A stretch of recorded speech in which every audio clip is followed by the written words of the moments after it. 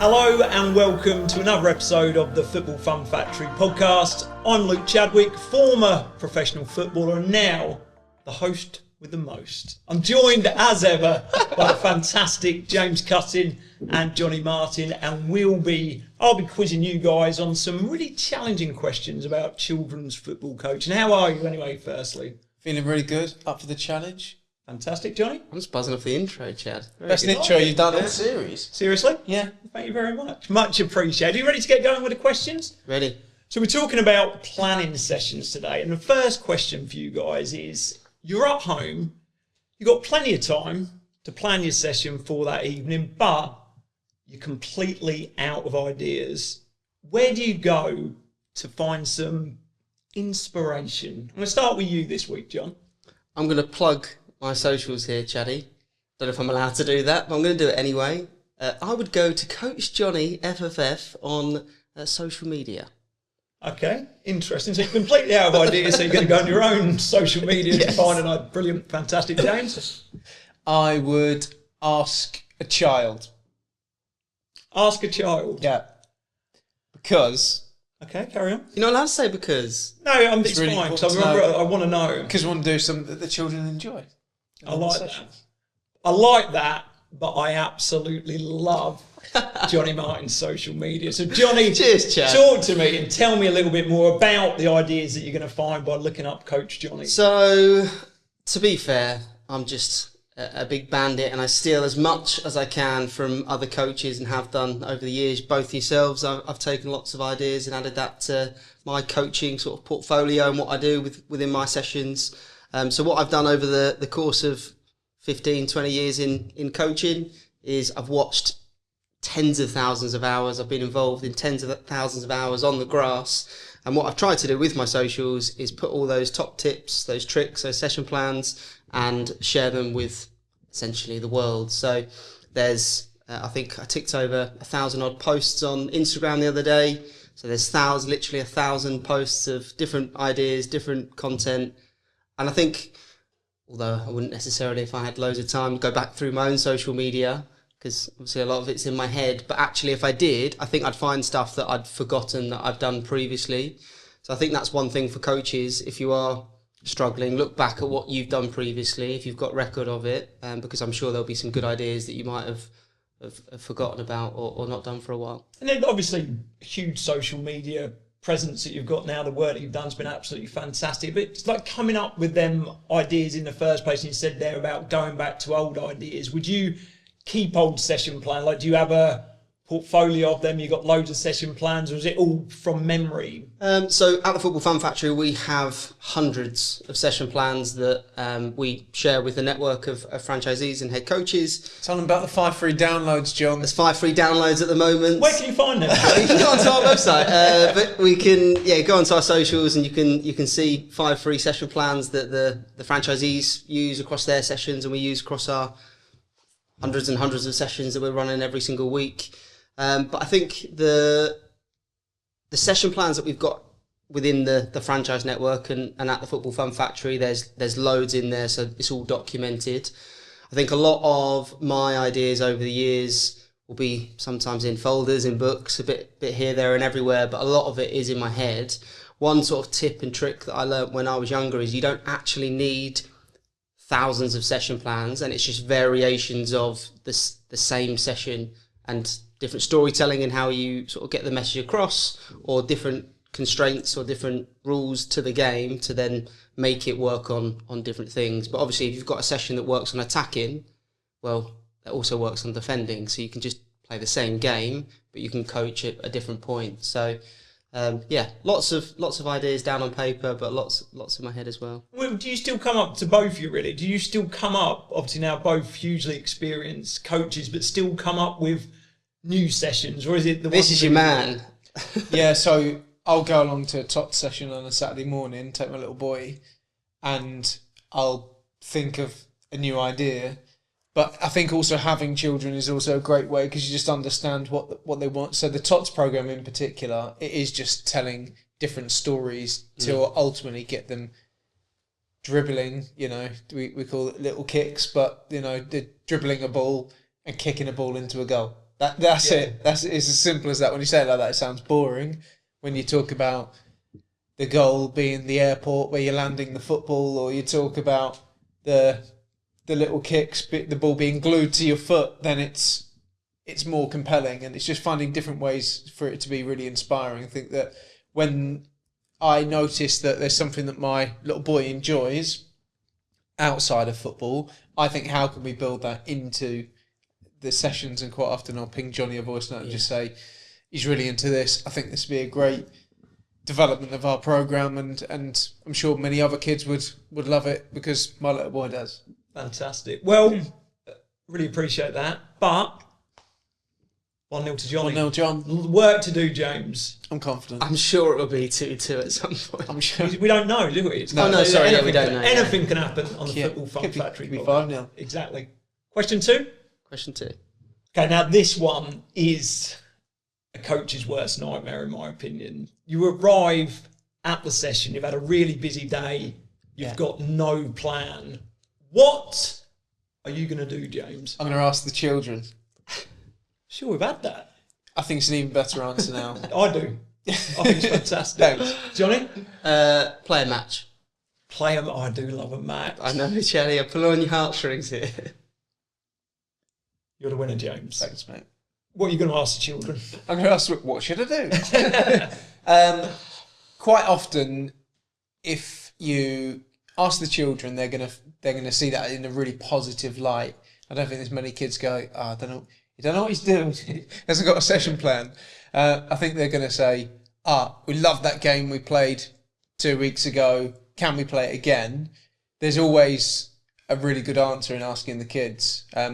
Dangerous territory, because sometimes then if you're the children and you want to play one game and you want to play another, I might have to upset someone, so have to be careful with that. But if you pitch it right, I think it's a great way to get the kids buy-in into what you're going to be doing, because ultimately it's almost like giving them ownership and giving them a choice. And how would you pitch that to them? Like, would you engage them by saying, you ain't going to believe it, I haven't got a plan. Like, what do you want to do? Or is it sort of another way of sort of asking that question? I would say I would put it in a more positive light and just say that, right, this week, guys, I want to give you choice for what you're going to do in the session.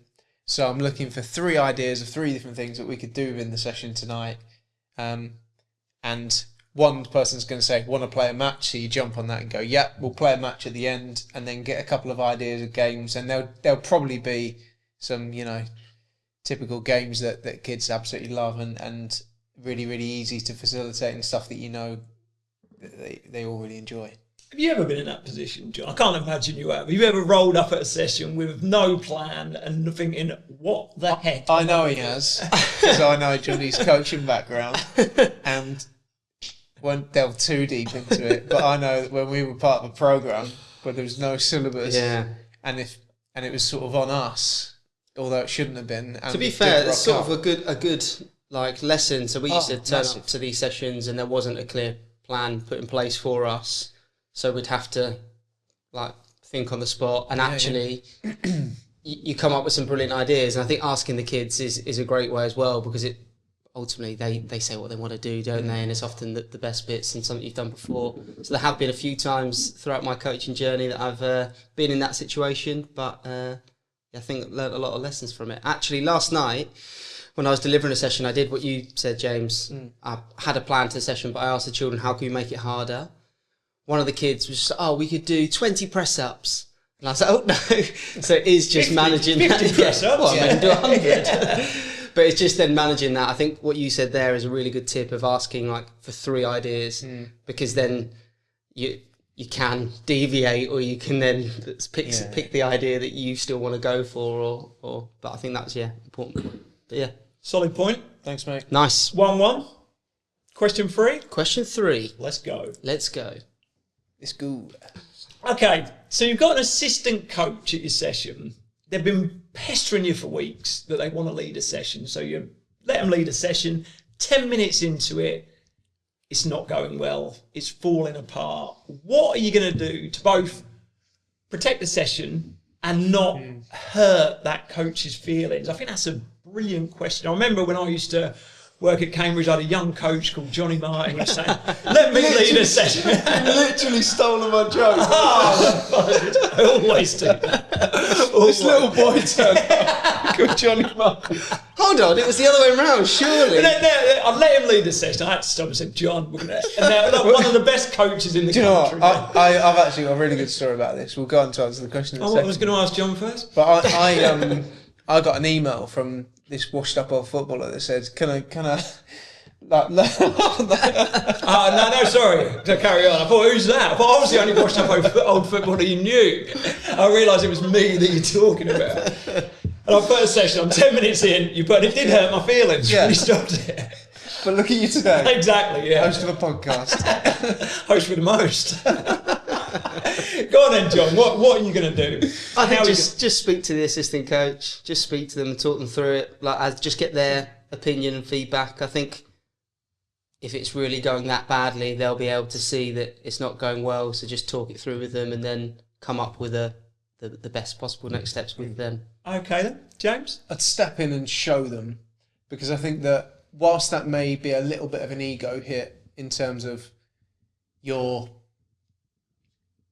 so step in and show them, but give them a chance to have another go. I think that's really important. So you're stepping in to protect the quality of the session, but then you're also stepping in to show them. So, and if you position it in a way as, let me show you something, then I think they'll see that in a positive light. Okay, I'm going to go with that. I think in terms of protecting the session, like you're going to talk to them, I assume at the end where... No, in the middle, Chad. Don't assume. Should have made that clear. As a host, you shouldn't assume because it... makes an ass out of you. James, well done. 2-1 up, but let's hear some more about this. So, first and foremost, you've got to protect the quality of the session. You can't just let the session go that's not good for the children. If they're taking part in a session... Obviously, the quality of the session, you can be the judge of that. If the kids are having fun and enjoying themselves, maybe it is best to kind of let it go.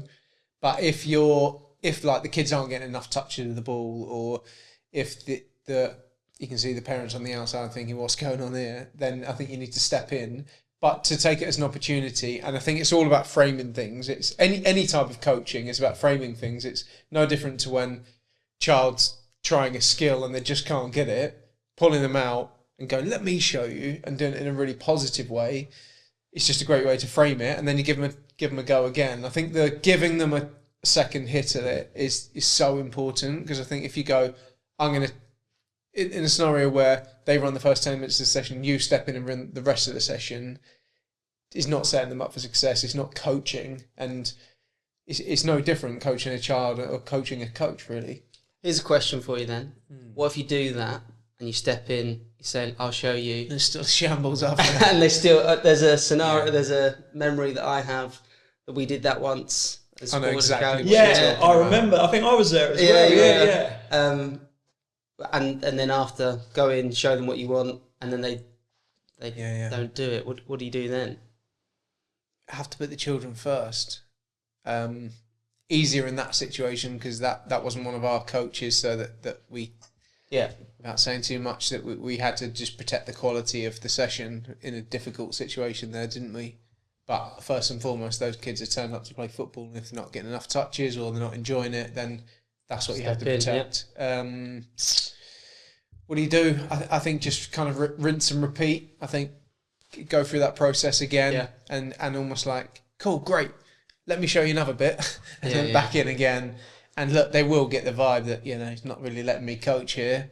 But at the same time, it's all about framing it in a positive way. If it's like, that's not good enough, I need to step in, then obviously that's going to be perceived pretty negative. Is it the way that, obviously this coach has been asking for a while, I want to lead a session. Is there a way of sort of dealing with that to a certain extent beforehand by seeing the session plan, seeing what they're going to deliver, by talking to them, saying, look, I want to be part of it as well. There might be times when I'm going to sort of step in. Is that a way of sort of framing it in the best possible way for that individual? Where my mind went when you were saying that is how you can set them up for success.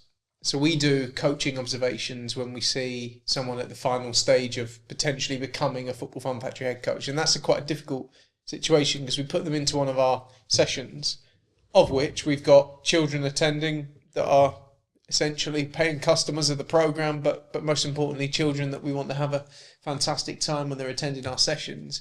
And we bring a coach into that scenario thinking that they're going to be good based on what they've said on the meetings they've had and their kind of experience in football coaching, but we don't really know until they step foot onto the AstroTurf or Sports Hall. So I think it's setting them up for success. The way we do that is we give them a video to watch. They watch your videos and they see how we want them to deliver the session.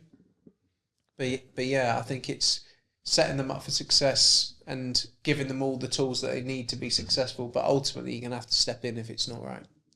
It's a tricky question. Yeah. Well answered by you in particular. Mate. Which means Jonny wins the next point. I don't know. Things change. Not today, on a weekly though. basis. It does feel a bit different this week. It is different. I've got a hoodie on. Yeah. It's very different. 2-1 James. Question 4. Oh my God. Pressure's on. It's a biggie. Oh. Your under-11s lost 5-0 at the weekend because the team didn't shut players down well enough in and around the box. Sorry, carry on. Now I'll start again. That's a reaction. It's a reaction to the question, not the way you've delivered it. Oh, sorry, I take him personally. Hey, don't beat yourself up, Luke. I hate myself. Your under-11s lost 5-0 at the weekend due to not shutting players down. Why say it weirdly? Let's have a talk. Oh, yeah. It's true. What sort of weird voice? What? Like a horse. Your under-11s lost 5-0 at the weekend because you didn't shut the opposition down in and around the box. What session are you going to plan, Jonny, for this week's training? You stumped me. I have stumped the great Jonny Martin with a coaching question. And it's 2-1 down. This could be new territory for the You podcast. have to answer the cards. Right, okay. I would stick to what I had planned regardless. Because I have, and when I plan the sessions, Strong I'll do coach. it in 6-week blocks, so I wouldn't deviate from the plan. That's fantastic. And just coach what you see. Coach, say what you see. if you see it, Say say it. it. It's his catchphrase. Oh, I would plan a shooting session. a shooting session. Yeah. You know what? I would love to give you this point, But you can't. I can't. I quite physically can't give you this point because you're winning 2-1. I've got to take you to the last question. That's fine. 2-2. Thanks very much. So talk to me about John. sticking guys. to your plan. So I think coaches can be reactive. So depending on what happens on the weekend, they'll then change their session, covered it brilliantly. or they'll do something. I knew you would. Thanks, guys. Thanks very much. This is the 5th take now. So I think, if you plan your sessions out in a block, that's where you're going to see basically long-term development and see the children really progress. If you're changing every week based on the last game and it's really reactive, it's not going to set the children up for that long-term development of the different skills and the techniques that they need to try and progress with. So I would plan out what I'm going to work on for the next 6 weeks, regardless of the games that we play and what we lose, and if we lost or the reason why we lost, I'd stick to what the plan is. So, and would you say that's a top tip or just your way of coaching? Like, do you think there's a problem with getting beat 5-0? You didn't shut the opposition down. Let's work on that this week. I think it depends on the age group that you're working with. I think as you get older, to be more reactive, it makes more sense. So this is an under-11s team. But the younger ages, from 12s down, I would work on a topic for a period, and I would coach them on that, regardless of what happens on the weekend. And then and this is one thing, sort of like extends my answer, but your training and your game should be part of your training. So your match should be an extension of your training. So if you're working on finishing inside the box, then when you go onto the weekend, you're setting challenges and you're speaking to the children about that rather than pressing or whatever it is. And that may feature to help manage the game, but actually what you're really trying to coach them and work on what you're working on training then extends into the game. Agree, James? Yeah, so the reason I gave my answer was, I do agree, because ultimately it's also about the morale of the children. If you turn up to the next session and go, we've got beat 5-0, guys, we need to work on pressing, they sort of go into the next session, or next game, that feeling a little bit under pressure. Yeah. It's almost like that, we've got to work on this. And then it takes it away from looking forward to the game and enjoying your football to under pressure to get a result. In the under 11s, I don't think that should be the case. The reason I said shooting is because you can frame everything in a positive way. This week we're doing the shooting session. Everyone's absolutely buzzing, and you sneak in a little bit of defending into that session and say, right, what I'm going to do is I'm going to coach this team on shooting, this team on defending.